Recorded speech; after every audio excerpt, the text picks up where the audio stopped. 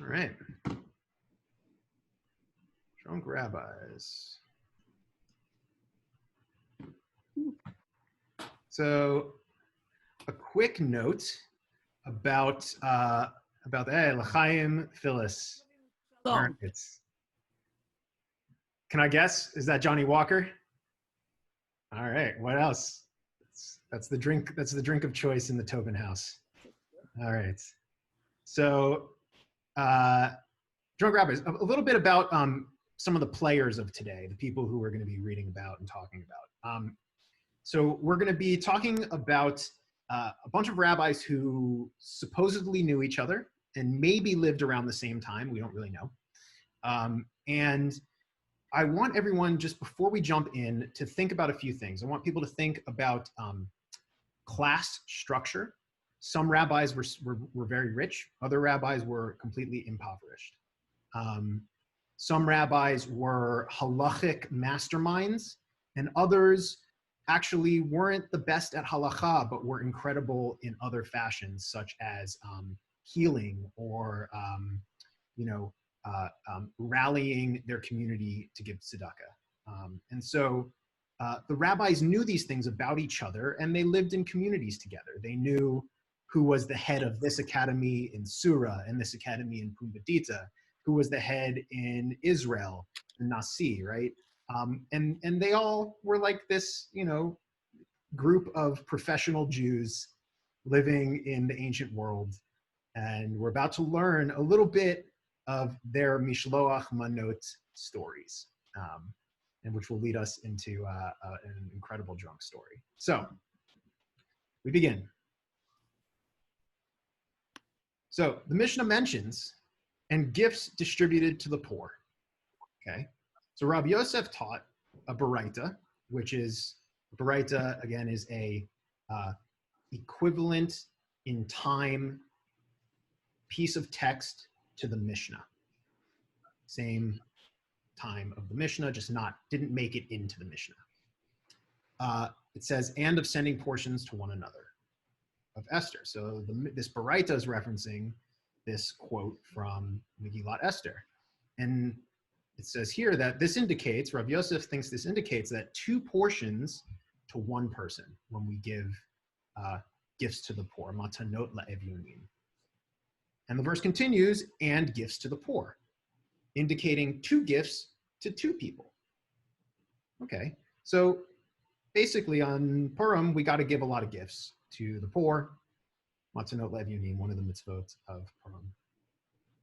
And so the Gemara relates that on Purim, Rabbi Yehuda Nasiya, the head honcho, the redactor of the Mishnah, the guy, sent to Rabbi Oshaya the leg of a 3rd-born calf and a jug of wine.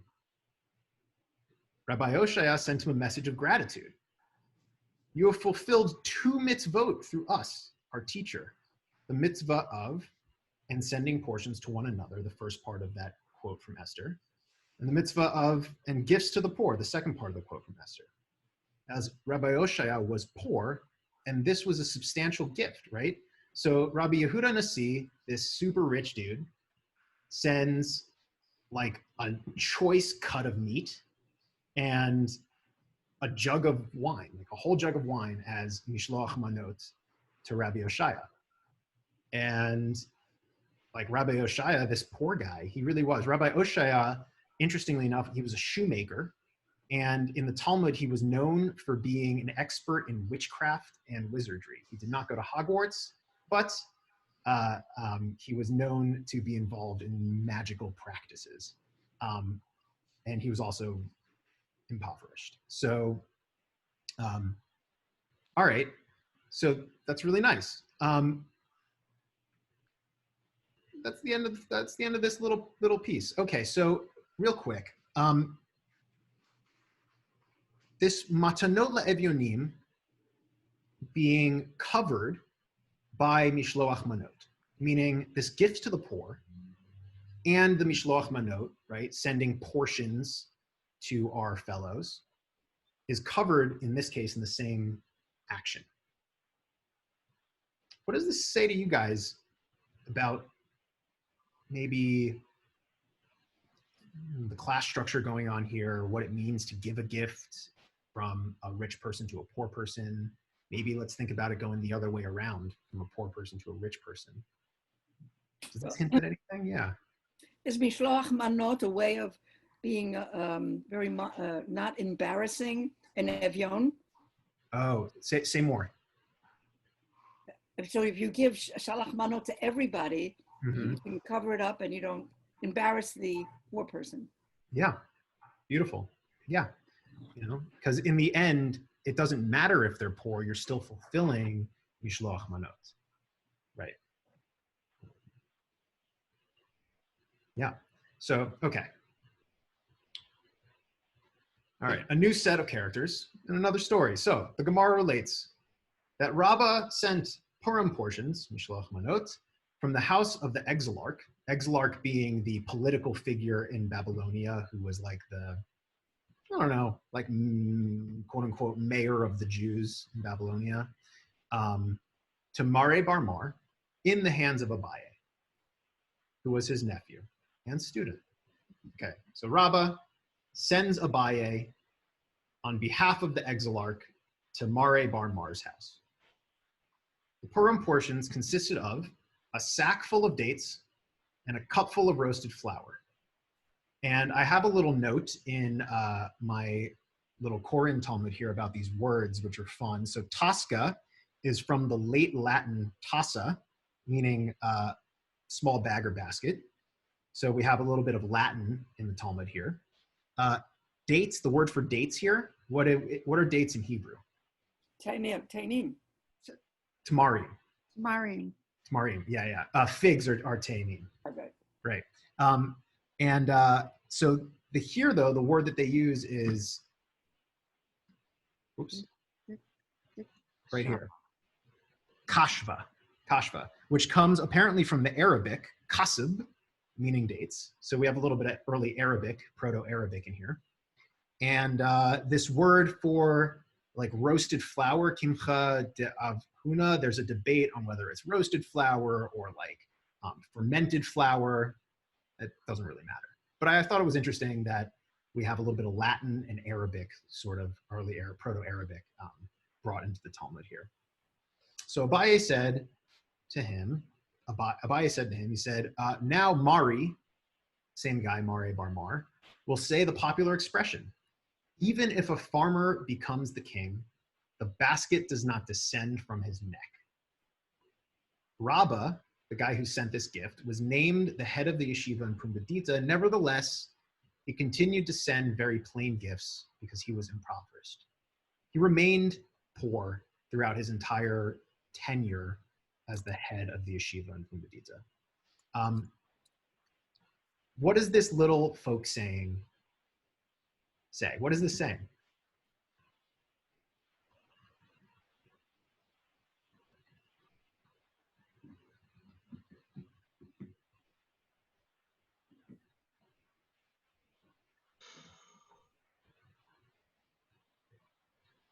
Is it like to know your roots? Know where you came from? Yeah. Right. Also, maybe be true to your roots. Right. Even though he was the head of the yeshiva, I mean, he was a well-respected guy.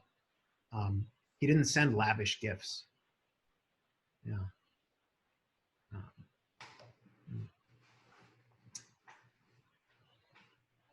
Yeah. Let's keep going.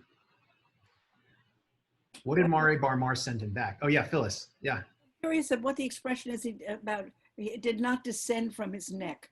What is that? What kind of an expression is that? I don't really know. Here in the Aramaic, it's just a really good translation. Mitzuare lo nachet, like from his neck it didn't descend, right? Or it didn't rest. And maybe it's the fact that Rabbah was impoverished his entire life. Maybe even when he got this place of power and was potentially able to afford lavish gifts, all he knew was giving a simple gift, right? maybe. But now let's think. We're gonna start getting into a little bit of weird territory here. So Purim, this is Purim, remember, and Purim is a time of things being flipped on their head, things being not the way they actually seem. We wear costumes, right? We read the Megillah in weird voices and try and, give our voice a costume, so to say. We get drunk, right? We alter our perception of the world. Purim is a very fascinating time. And so in the rest of these stories, start thinking about things being flipped on their head, not being as they are.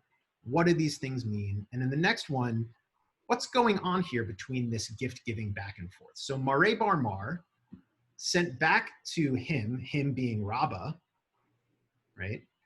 Sent back to him a sack full of ginger and a cupful of long peppers, pilpalta aricha, which is a great, it's just, I love that word, pilpalta. Pilpel is pepper in Hebrew. So a much more expensive gift. If you think peppers came from like India, Indonesia, like that, right, Southeast Asia part of the world. So to import peppers way back then was quite expensive. So Abaye said to him, Master Rabbah will now say, I sent him sweet items and he sent me pungent ones. All right. I don't know. What's going on here? Is this a tit for tat sort of gift giving? Like, this guy sent me this like flower. Well, come on, like I'm gonna show him what a real gift is. How many times in our lives maybe have we felt, what a shitty gift, for lack of a better term, right? It happens. We innately compare gifts. It's just part of gift giving, unfortunately. That's a complaint. In other words, that he sent harif, he got sweet, but he got back harif. Harif could be okay. I mean, do we know that it's a complaint, or do you assume it's a complaint? Well pointed out. So interestingly, I don't know if it's a complaint, right? Like you said, the pepper and the ginger were pungent, yes, but also highly sought after, right? I mean, they were rare, and so I mean it's an expensive gift. If you got a sack of peppers, I guess in the ancient world, like ooh, someone had to like go to lengths to acquire this. Maybe like my aged scotch, it's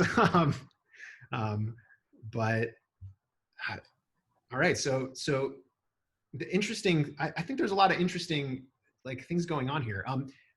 Could they be, yeah, again, I don't know enough to say, like, could there be any not joking, but some lightheartedness here, where he's saying, the master will say, the sweet items were the very, the poor, the gifts that a poor person would give, and now the pungent ones, like that's the expensive, but it's not really, yes, it's expensive, but it's pungent with a negative connotation, kind of more making light of it.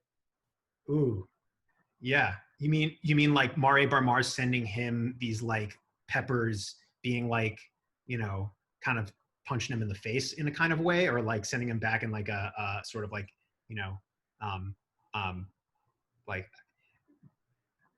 is that what you're trying to say? Like, well, I thought it was the other way. It's actually not what Mare Bar Mar is saying, but if it's actually Rabbah who's saying it upon the receipt of those gifts, he's kind of playing with, I sent him something sweet and good, albeit poor, inexpensive, and he's sending something expensive, It's like, someone gives you the fancy sports car as a gift, but it's, it's that finicky car that breaks down every couple miles because the transmission, like if you don't hit it just right, Yeah.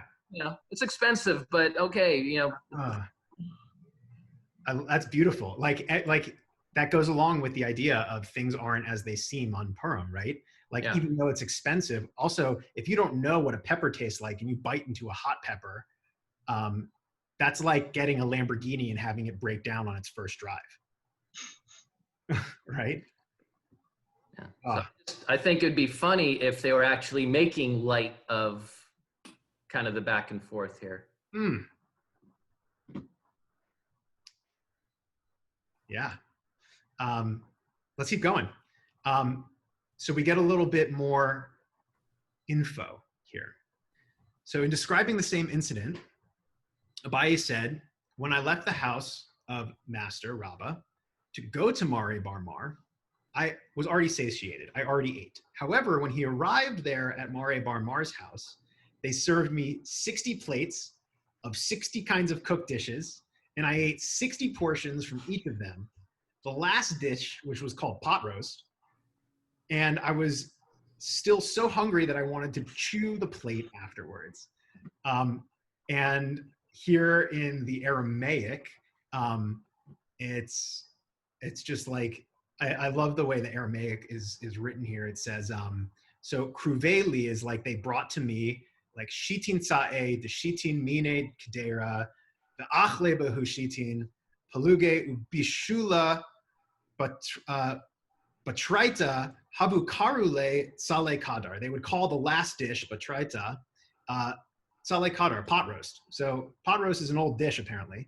And right here at the end, I wanted to chew the plate afterwards. So it's fantastic. So Abaye said in continuation, this explains the folk saying that says, the poor man is hungry and does not know it. As Abaye was unaware how hungry he had been in his master's house. Alternatively, there's another appropriate popular expression, room in the stomach for sweets can always be found.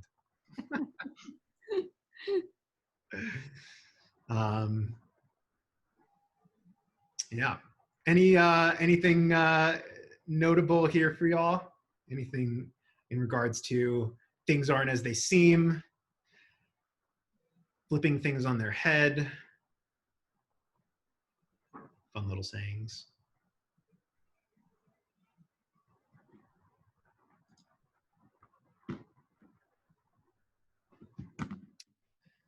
How about these two sayings here? How do they relate to the story? Pot roast is not sweets. And he had, how many dishes? 60 dishes. And where did the sweets come in? We don't know that they were desserts. Mm-hmm. So it doesn't scan easily. It doesn't. Yeah. But you can also say too that, potentially within these 60 portions of different cooked dishes, one of them might have been a sweet plate. Who knows? But no, it clearly was like a hearty meal, But I like this idea of the poor man is hungry and does not know it, which I'd love to talk about and unpack for just a moment. So what does it mean to be hungry and not know it? Well, my parents grew up poor when they were young, because my grandparents were very poor, and but they always said we never felt that we were poor,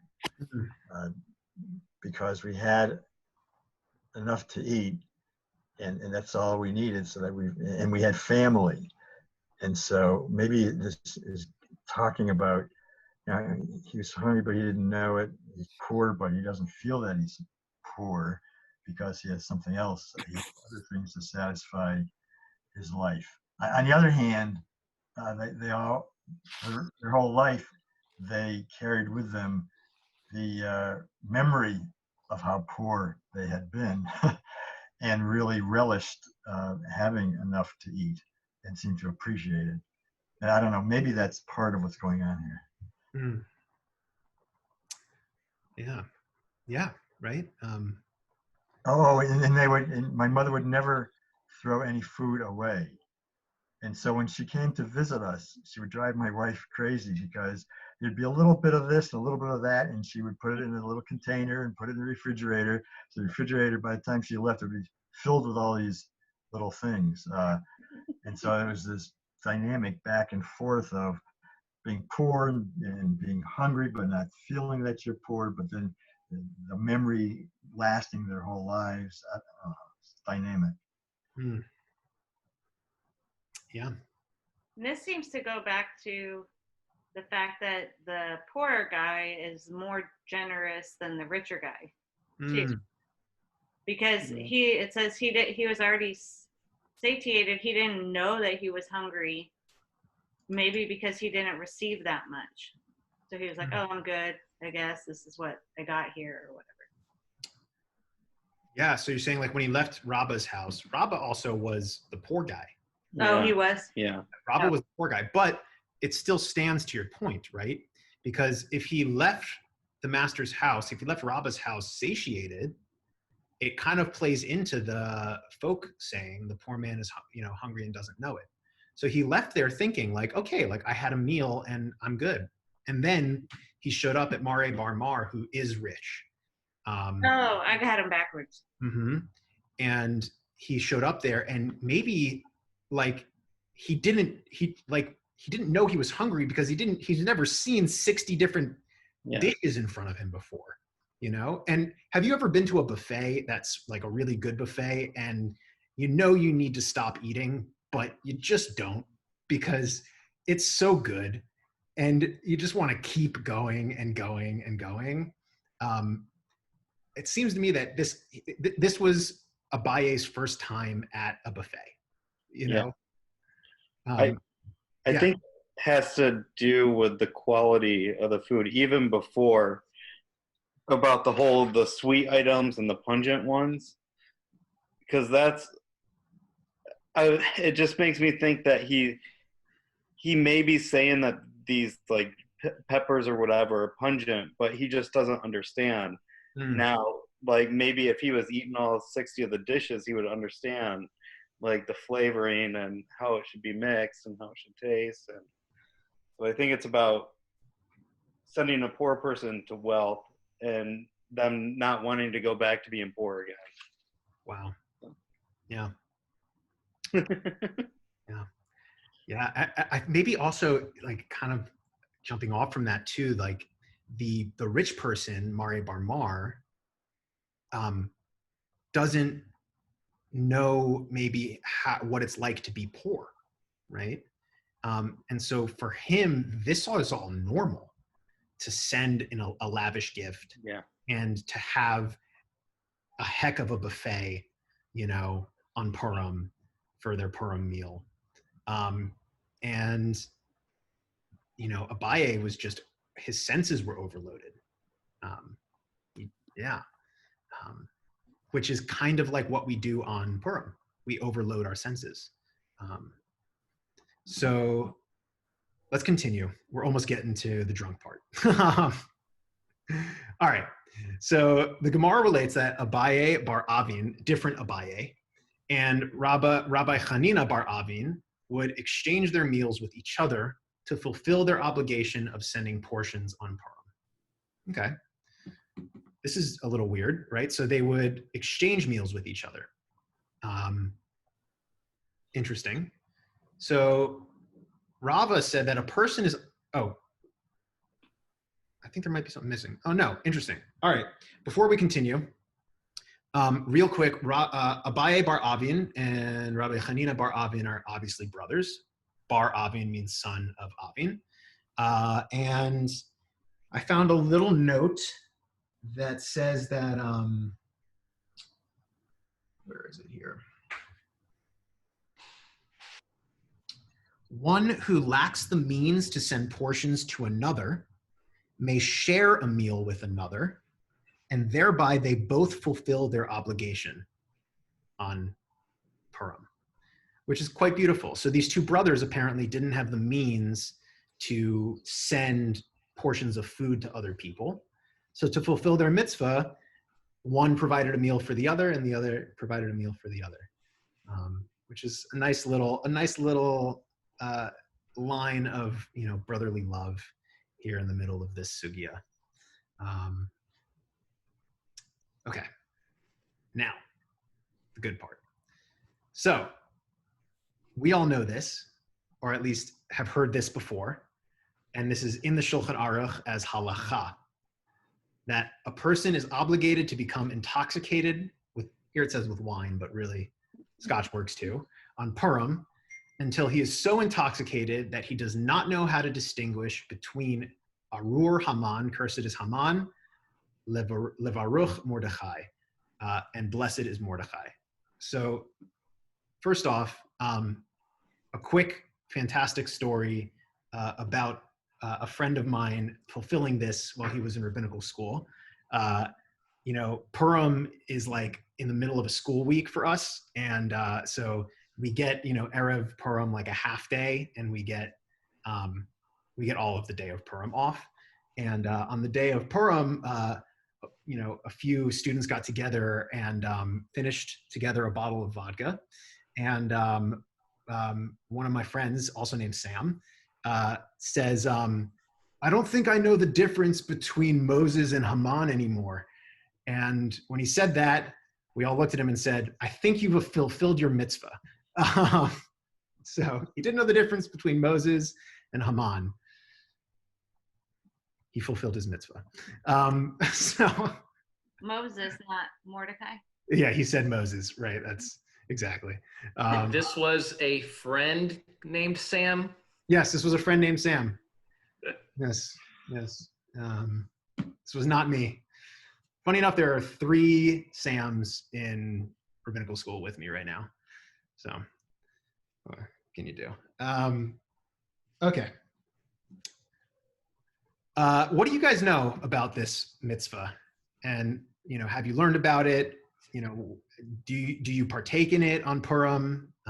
What do you think about it? I kind of want to hear a little bit from you guys about it. Isn't that what the parades are called in Israel? Adloyada? I didn't know that. Are they? I think so. With the kids in costume? Yeah. Really? Adloyada.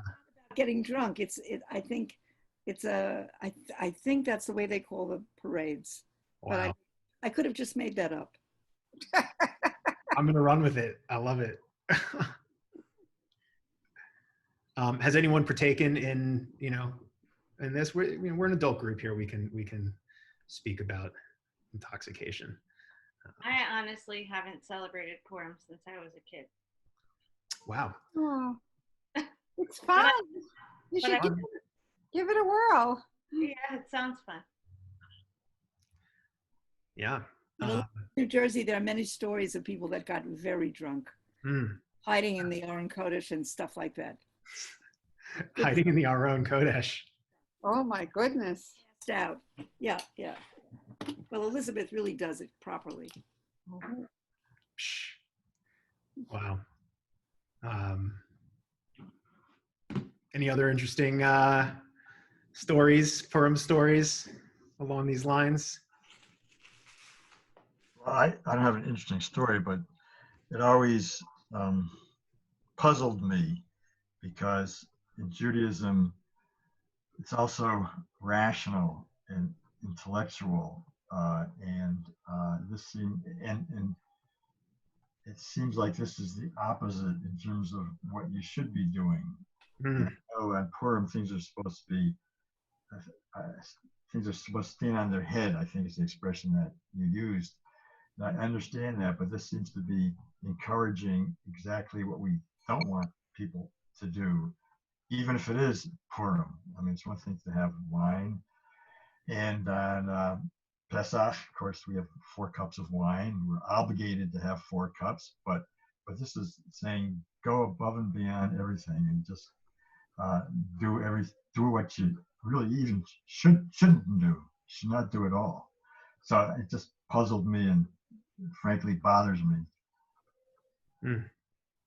So you're not the only one. Is there an explanation for why this, like, I mean, again, I grew up hearing this, knowing about it, never understood why. Mm-hmm. There is. There are multiple explanations, and there's a disagreement about it. So, of course, right? So in the Shulchan Aruch, I was going to put it on the source sheet, but it's quite long and would have taken us a while. But I encourage you to go look it up. From the link that I sent you to the source sheet, you can actually use Sefaria to link yourself through to the halacha. You can also just Google this in the Shulchan Aruch. But it's interesting. There's different opinions on it. The Shulchan Aruch itself was a Sephardic compilation, and the customs in Sfard were a little bit different than the customs in Ashkenaz. And so you have something called the Mapah, which is called the Shulchan Aruch means the set table, right? Which is all the halacha. And the Mapah is the covering on the set table. So it's the tablecloth. And it's the Ashkenazi customs interwoven into the halacha of the Shulchan Aruch. And what you find is a difference between what both think. And even in this section of the Shulchan Aruch, which is supposed to be like, here's the law, right? The Shulchan Aruch is many times, here's what you do. It says, well, actually the rabbis thought you only drink just enough wine so that you get a little drowsy and you end up like nodding off because you had, like, 2 glasses of wine instead of 1, right? So you're not like smashed, you're a little tipsy, so you take a nap, right? That's forgetting, blessing, blessed is Mordechai and cursed is Haman. And then it says, no, you're supposed to drink enough so that you forget XYZ, or that you that you do it only in kavanah. So you only take a little bit of wine, and that's the mitzvah, and then the kavanah about it, so there's disagreement. And it's based on minhag, custom. It's really, like you said, Mark, like when we think about it more deeply, like it does go against a lot of our intuition, Jewish intuition, halachic intuition. So with that, let's read about the most extreme thing that could possibly happen with getting drunk here, okay? All right. The Gemara relates that Rabbah and Rabbi Zera prepared a Purim feast with each other, and they became intoxicated to the point that Rabbah arose and slaughtered Rabbi Zera. The next day, when he became sober and realized what he had done, Rabbah asked God for mercy and revived him. First off, that doesn't happen, right? God doesn't just revive someone the next day after he literally, the word here is, I think, shchite. He literally shechted him, right? God doesn't revive people just miraculously the next day. Okay, so the next day, when he became sober and realized what he's done, Rabbah asked God for mercy, for rachamim, and God revived Rabbi Zera. The next year, Rabbah said to Rabbi Zera, "Let the master come and let us prepare the Purim feast with each other." He said to him, "Miracles do not happen each and every hour, and I do not want to undergo that experience again."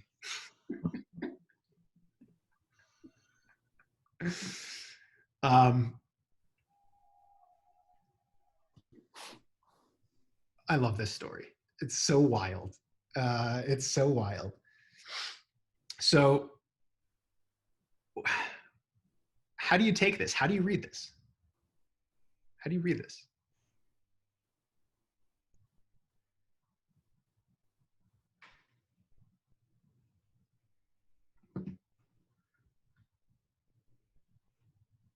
Well, I assume that he had not really killed Rabbi Zera, that he thought he had. And that's why I reconcile it in terms of the next day, he's okay. It doesn't. It says revived him. I mean, it doesn't even talk. It doesn't. First of all, we don't know how he was killed. We don't know how he was slaughtered like you slaughter an animal. Was it a kosher slaughter? And then we don't know how he was revived. He wasn't injured at all. It was a miracle. And so there's all kinds of questions that I have. I don't really understand what's going on. And I don't like this whole idea of being revived from the dead. That's not something we tend to like to believe in, and we don't believe in Judaism. So the whole thing is, well, like you said, upside down. Upside down. Things on their head, very contrary to the way we think about things. And Rava's not punished. Nope, not at all. I mean, the punishment is he doesn't get to have the meal the next year with Rabbi Zera. Yeah, but that's not a punishment. I mean, that's just a refusal to. I don't want to go there again. Yeah, right. So, I come to your house, we have a nice meal, and then you kill me. What's not going to happen. I can do that again. And he doesn't say he doesn't want to drink again. He says, I don't want to, you and I aren't going to do Purim together this year. It's not like he learned that he shouldn't have gotten so intoxicated that he killed his friend.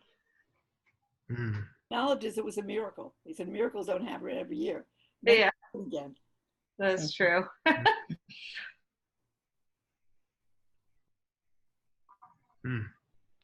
So a few things on this. One, I think that this is meant as pure comedy. Like it's like a comic in the midst of the Talmud. Because of the absurdity of it, I think that, and by the way, this is the end of this conversation in the Talmud, of the Mishloach Manot and these meals, the Purim meals, and then we have this ending story in this conversation of this, right? And so it kind of culminates with this like wildly, horrifically absurd thing that happens, right? And the funny part of it is that like Rabba's just like, oh God, I'm sorry. And then God's like, oh yeah, no problem. I'll just bring him back to life. Not a big deal, right? But in the end, Rabbi Zera said, miracles don't happen each and every hour. Like, you can't, like Rabba, maybe he's saying, Rabba, you can't get this drunk because the things you do, you can't just flip them back to the way they were, right? I don't know.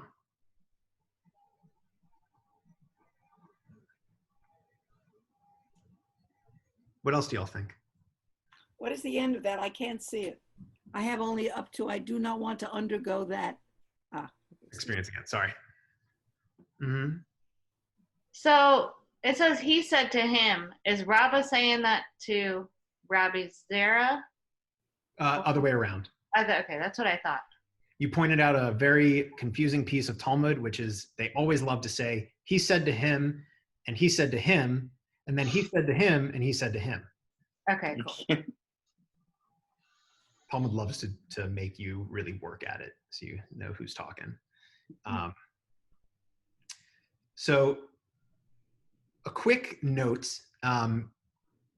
So Purim is supposed to be the only holiday celebrated in Olam Haba, supposedly. And I found this wonderful little piece from Rabbi Asher Resnick, who is, I think, the head of Aish HaTorah in Jerusalem. So he says this: Purim is both the final holiday of the year, since it is celebrated in the 12th month of the 12 months of the Jewish year, as well as an experience of the final stage of all history, the time of the Mashiach, and Olam Haba, the world to come. This is fascinating. King David describes this end of the Galut, of exile, meaning when Olam Haba comes, when Mashiach comes, all the Jews, supposedly in the grand vision of some Jews, are supposed to all come back to Israel, right? So King David says in Shir Hamalot that Az Yamaleh Schok Pinu, our mouths will be filled at end of day times with schok, which is a type of ironic laughter, is what he calls it.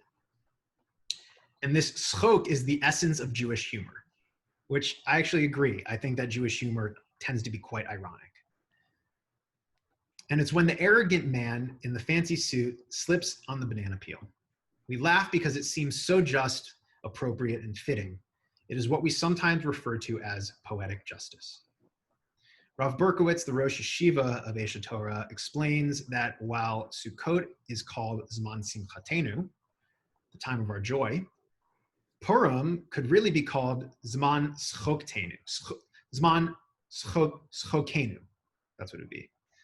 Zman Schokenu, the time of our laughter, which isn't an unusual idea.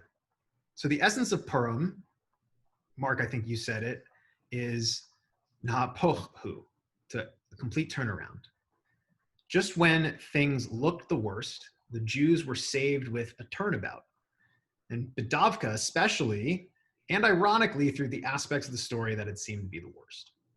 So I think that in our little story here, it might be this like potentially olam haba leaning story where, you know, Rabbi Zera is like, you know, it says that he revived him, but maybe like he was already in olam haba, and maybe they both were. Who knows, right?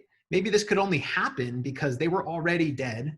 They were in olam haba and they were celebrating Purim, and on Purim in olam haba, you can get so drunk that you can kill the guy with you by accident, in quotations, you know, and God will just be like, oh, that was funny. Haha, you know, wild. Wild. All right. So we have two more things to go to. We're going to go a little bit over the hour today. So if you'd like to stay on for the whole thing, please do. If you guys need to go at any time, been wonderful learning with you. So before we keep going, any questions, insights, concerns about this? But to me, it's there's a lesson there that yes, sometimes there's what we can't explain, so we call it a miracle, but they don't happen all the time, every hour, every day. So don't count on it. Don't count on there being a miracle, so that things will turn out all right. You have to really, well, it's like the children of Israel, and they get to the Red Sea or the Sea of Reeds, and God doesn't suddenly open up the Sea of Reeds. The story is that first a person goes in there and tries and hopes for the best, and has faith, and only then does God go and say, okay, now I'll split the Sea of Reeds so you can pass. But you don't just stand on the shore and say, gee, I hope there's a miracle, and not take things into your own hands, your fate into your own hands. Don't count on there being a miracle.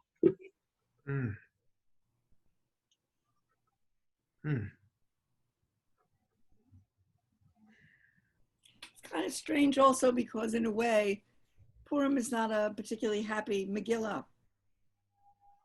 No.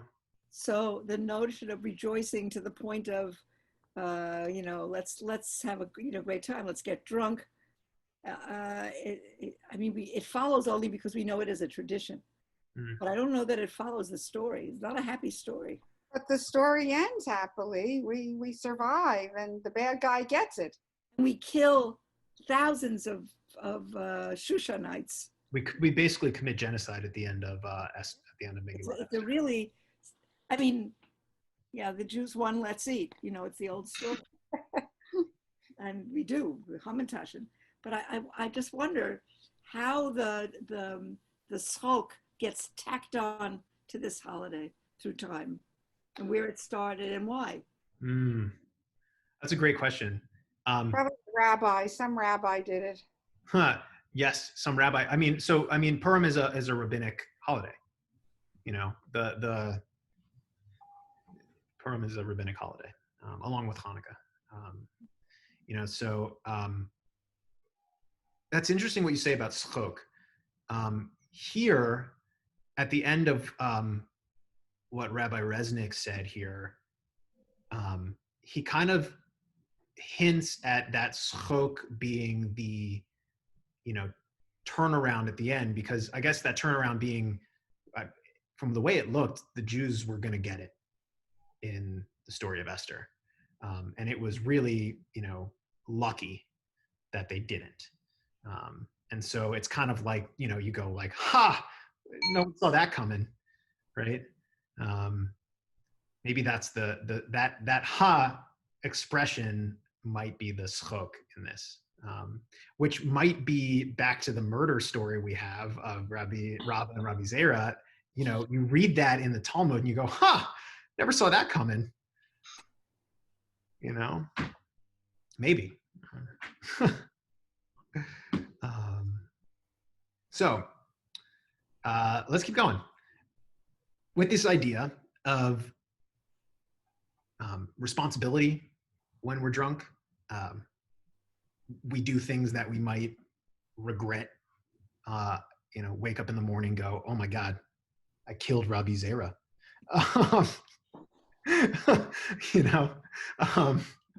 So the Talmud talks about this.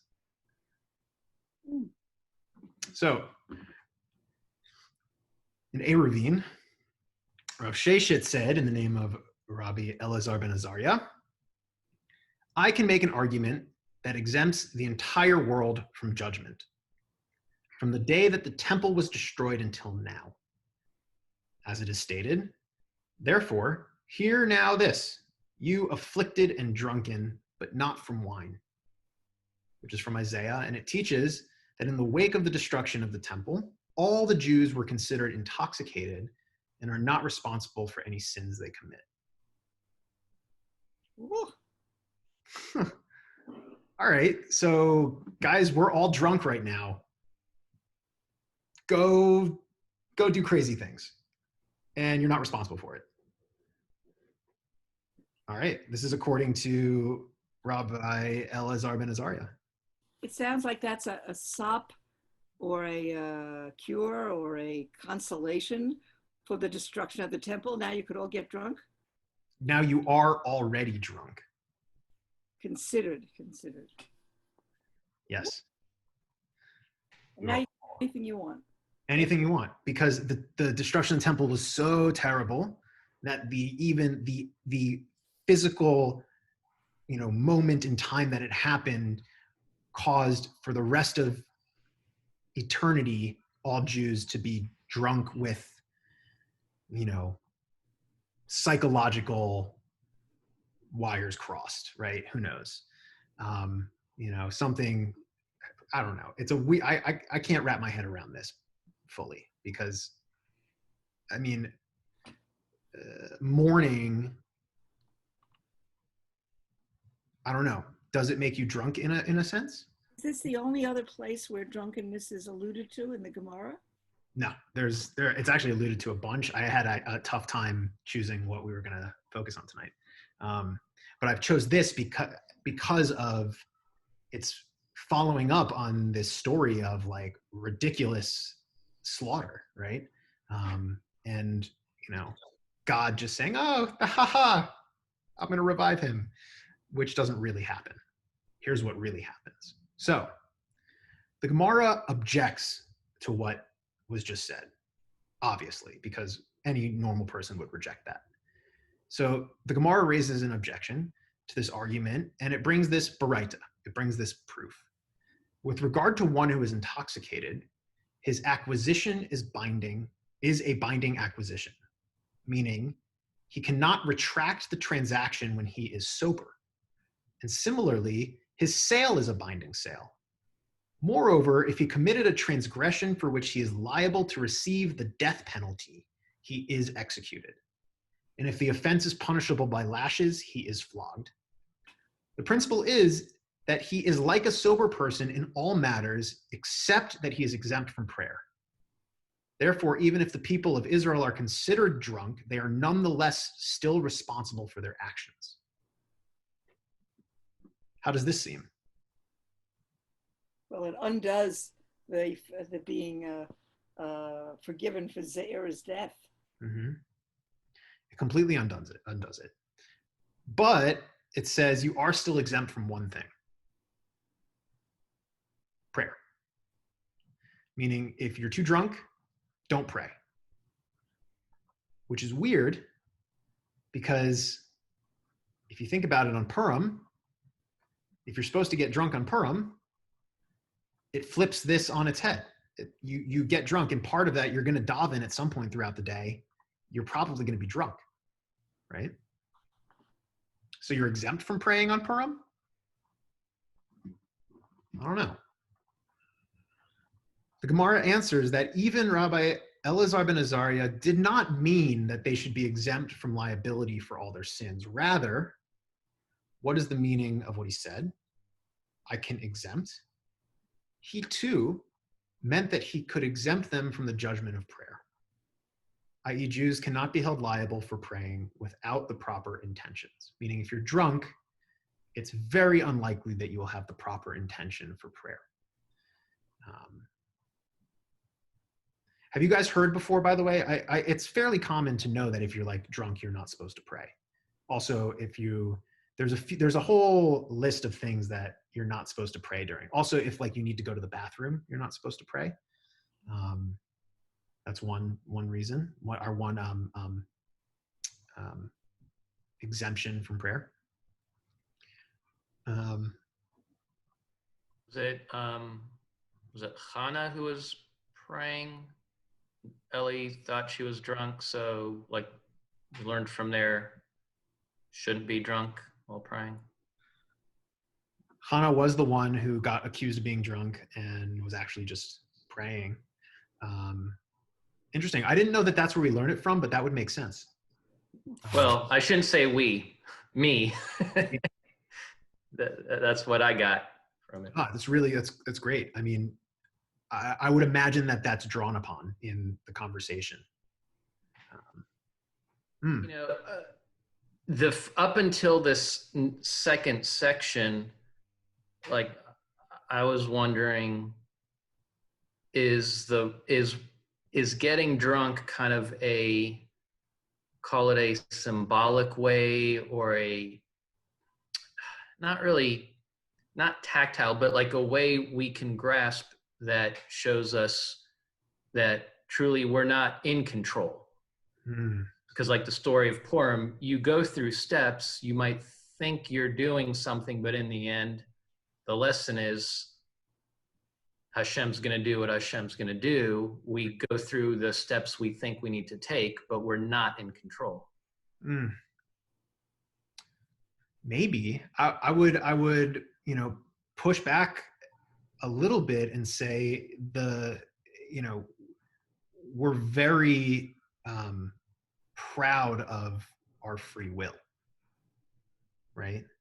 So how would that? I don't mean free will. I mean we're not in control of any outcomes. I see what you're saying. Okay, I see. But that was a thought running through the first section. Once we got to this part, that changed. Even though we're not in control of them, we're still responsible for what they are. This is a great what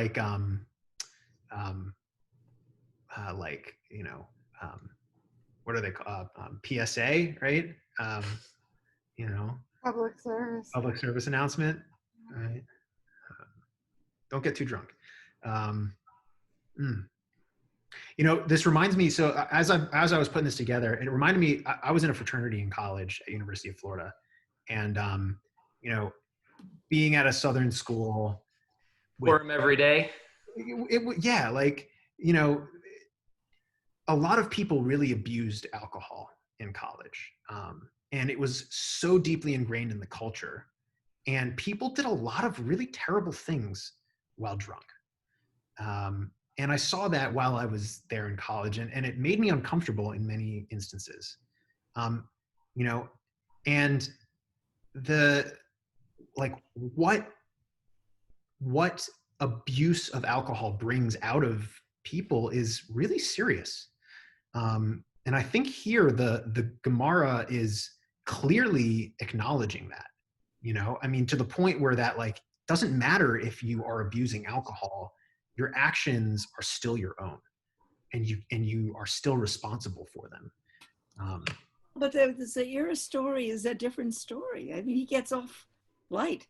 I know. Does he not get punished, but the guy gets reincarnated or whatever. He comes back to life. So there's no punishment. There's no badness for it. So the question is that an ironic story? I don't know about the Gemara, so I don't know Gemara well. And is it a sense of humor? Is it a joke? I think so. Oh. Yeah, totally. I totally think it is a completely ironic story, especially in light of what we're looking at now on the screen, which is like, the story of Rabbi Zera getting slaughtered is the Gemara like telling an ironic sort of like, well, what about the time Rabbah just killed Rabbi Zera because they got so drunk, haha. Right? So, and it also makes sense maybe that story comes within this discussion of Purim and in this discussion of things not really being like normal, things being a little flipped around, a little weird, Abaye going to a buffet for the first time, never knowing he was hungry. And then all of a sudden, oh my God, I can still eat the plate at this buffet. It's so good, I think that entire section is a buildup of irony, which means the rabbis had a sense of humor, which I'm glad that they had a sense of humor, actually. So it is a joke. Yeah.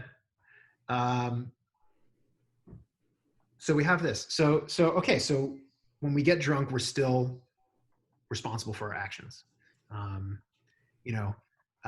think I named this section? You can't blame it on the alcohol, right? Which was like a thing when I was, thinking about my time in college. Like I had friends who would, I don't know, they'd kick in the drywall of like one of the rooms in the fraternity house for no reason. They were like so drunk and thought it would be cool to kick a hole in the drywall, right? Well, no, like, you know what? When you wake up tomorrow, the fraternity is going to fine you and you're going to have to pay for that wall and potentially fix it yourself. So good luck hanging drywall, right? Like we are responsible for the things we do, even when we're drunk. All right, one last little story, and this is about alcohol, the truth serum. Raise your hand if you know someone who, when they have one too many drinks, they tell you everything. They will let it all out. So that's nothing new. So even in Psalms, I kind of wanted to base the piece of Gemara we're going to read in this line from Tehillim, which is actually a really beautiful line. And so this line, I think, speaks to the opposite of what we're about to learn in the Gemara. But regardless, this idea about like, what we speak in truth. So there's this line, it says, Rachash libi davar tov, Omer ani Ma'aseh lemelech, Lashoni et sofer mahir. So their translation is, my heart is astir with gracious words. I speak my poem to a king. My tongue is the pen of a ready writer. Mahir means like hasty or fast. So for me, this, with what we're about to read, it kind of speaks to like this idea of sofer mahir. Phyllis, when you read sofer mahir, how would you translate that? That's a quick scribe. Quick scribe. Do you think quick just like writes quickly, or quick to write? I don't know. It's Hifil. It's Hifil, so it's maybe quick to write. Maybe also writes clearly, quickly but clearly. Quickly but clearly. Nice. Another translation, Ellen, is a clear writer, or a clear, sofer. Okay. So with that as our background. So having mentioned the sons of Rabbi Chia, the Gemara in this piece of Sanhedrin was talking about the sons of Rabbi Chia. We learn another story, because the Gemara likes to say one thing and then go, oh, this reminds me of something completely unrelated, but let's spend 3 pages on it. Okay, so something completely unrelated to what was going on in Sanhedrin is this story. The Gemara relates, Yehuda and Chizkiah, sons of Rabbi Chia, were sitting at a meal before Rabbi Yehuda Hanasi. Remember, we just learned about him at the beginning today. He's the head honcho. He is the redactor of the Mishnah. He's like the most famous guy. And his sons weren't saying anything. So Rabbi Yehuda Hanasi said to his servants, give these guys a little more wine, and maybe they'll say something after they get a little more, tipsy. So once they were inebriated, they loosened their tongues and said, the son of David, i.e. Mashiach, will not come until 2 fathers' houses are destroyed from Israel, as those 2 families are preventing the Mashiach, the redemption, from coming. And these 2 are the head of the exile who is in Babylonia, the family of the exilarch out there, and the Nasi who is in Eretz Yisrael, i.e. the family of Rabbi Yehuda Hanasi, who they are literally sitting in front of. As it is stated in reference to Mashiach in Isaiah, it says, and he shall be for a sanctuary, but for a stone of stumbling and for a rock of offense to both the houses of Israel. They read this as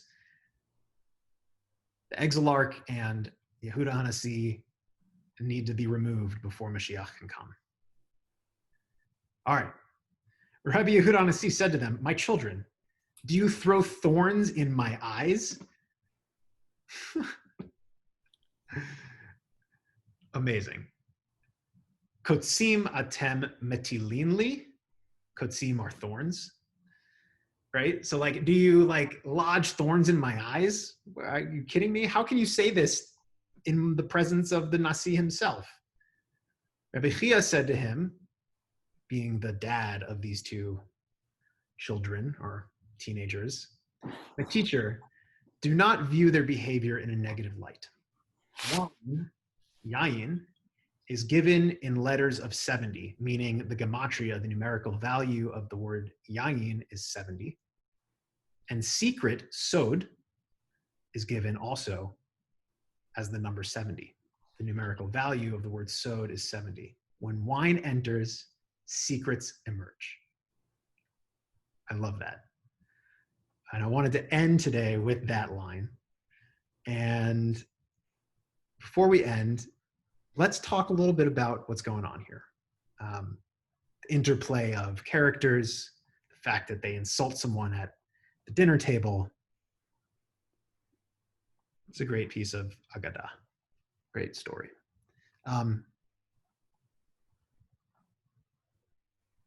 Is there more going on here beside what's the surface reading of it?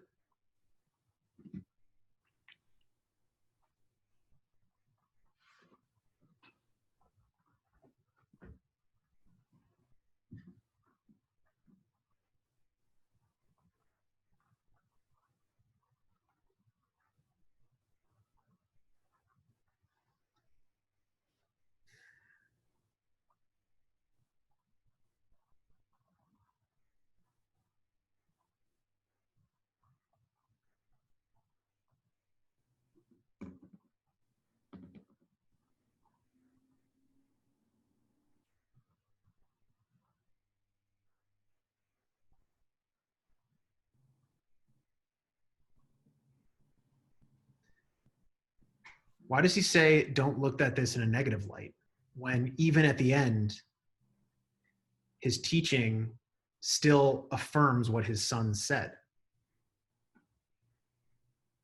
Right? Oh. How? His son said this thing that, you're going to have to stop being the Nasi, and your family's going to have to fall before Mashiach comes. And he says, but don't look at their behavior in a negative light, because wine and secret are the same. When wine enters, secrets emerge. So he's backing up the secret because. So it will be true. It will happen. So it will happen. Right. It doesn't scan for me.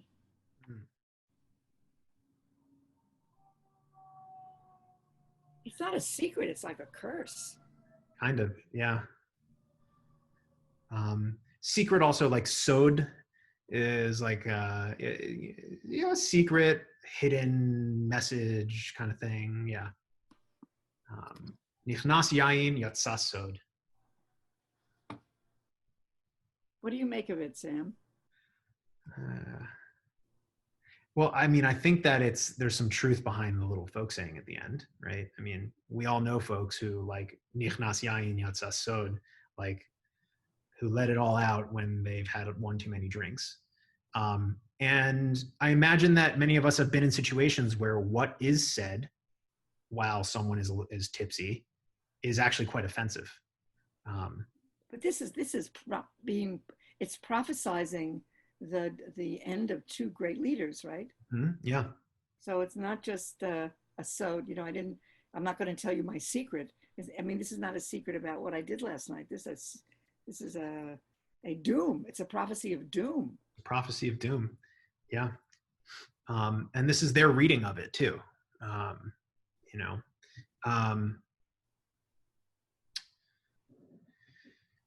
Yeah. I don't know what to fully make of this sugya. I think it's interesting. I think it's a really funky little story. Also, the power dynamic here is significant.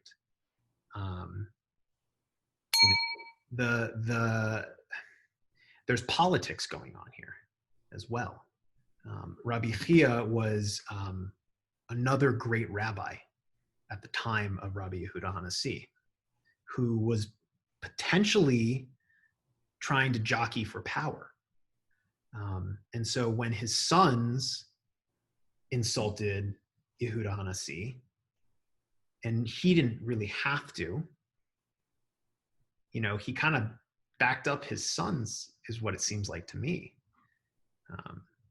And so the sort of, Jewish communal leader politics of the area are somewhat being played out here at like a meal that people are having and drinking wine at. Yeah. Mark, did you have something you want to say? I saw you unmuted. The sons may have just been repeating something that they heard their father say in private. Yeah.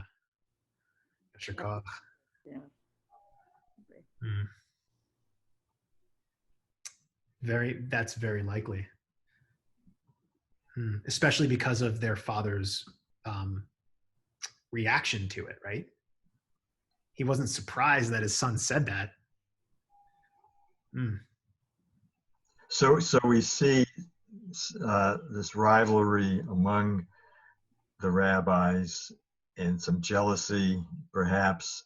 And it reminds me of the story from the first class of the rabbis who come in late and they want the Haftorah started all over again because they came in late. They don't want to miss it. And then the last rabbi comes in and the reader refuses to say it all over again. He gets all angry and offended and everything. It's these petty jealousies that come out. And maybe that's part of what's going on here too. Yeah. Yeah. So I want to thank you all for an awesome learning tonight. And I hope that, we all are able to walk away with some fun insight about rabbis getting drunk. Next week will be sober rabbis? Next week, we will talk about something sober, yes. If you'd like to bring a l'chaim next week as well, by all means, I may join as well, depending on how the day goes. And yeah, thank you so much, everyone. Did everyone see the link in the chat? Okay, Just want to make sure everyone has it, and wishing everyone all the best this week. And I'm looking forward to seeing you a week from today, same time. Bye bye. Thank you. Thanks. Thank you. Yeah, bye.